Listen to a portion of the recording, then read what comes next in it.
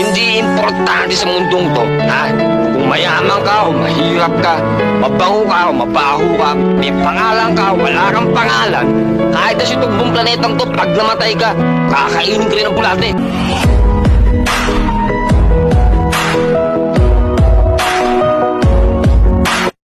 Kahit na maliit na tao ako, kahit na maglulupa ako, kahit kung tawagin nyo kami hampas lupa, meron kaming prinsipyo, meron kaming paninindigan. Kasi kayo mga mayayaman, ha? Sobrang dami ng pera nyo, makapangyarihan kayo, kaya nyong paikutin ang mundo. Yung baluktot, kaya nyong ituwid, at yung tuwid, kaya nyong baluktutin, at yung puting dugo, kaya nyong gawing itim.